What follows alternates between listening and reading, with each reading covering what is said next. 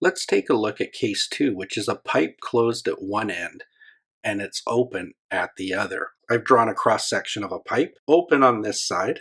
That means you're going to have an antinode there, and closed over here, which means you're going to need a node. If we take for waveforms and try and fit in patterns here, the first pattern we could fit in would be this one. So notice antinode, node. Once again, just in case this is still a little confusing, and I know it's going to be confusing, if I have a waveform, a standing wave that I've drawn like that, if I have to fit in a pattern where I start with a node and I go to the first antinode, you'll notice that this pattern is what fits into the pipe. Similarly, if I were going to do it to the next antinode, I'd want to fit this pattern into the pipe. And in fact, I'll do that right now. There we go right there. This is the fundamental frequency right here, fundamental. And this is the first overtone.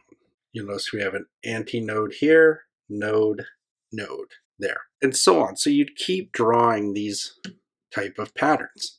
Now, where we run into a little bit of an issue though, is these are little different shapes than in case 1. And in fact, because we have a node and an antinode, the formula for this is a little bit more complicated.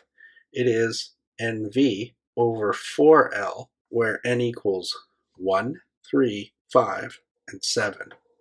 So notice the difference here. One is that's 4 times the length, but notice only odd values of N. So these would be instruments like oboes and clarinets and stuff. Here, N equals 1 will be the fundamental frequency. F1 will be V over 4L.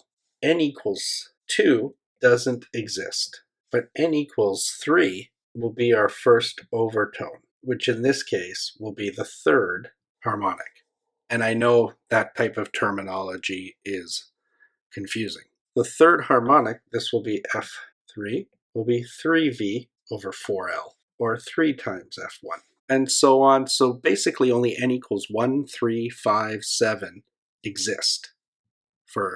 So the pipe is a little more complicated in this case, but it creates different frequencies, which is why sometimes you use instruments with open pipes to get one type of sound, and instruments with one closed end to get another type of sound. Let's take a look through that app I showed you on the last case. Let's look with one side open, like with a clarinet. So you notice we have an antinode at the opening and a node at the closed end.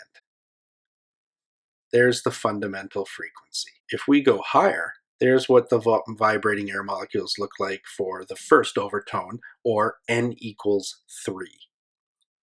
Here's N equals 5. N equals 7.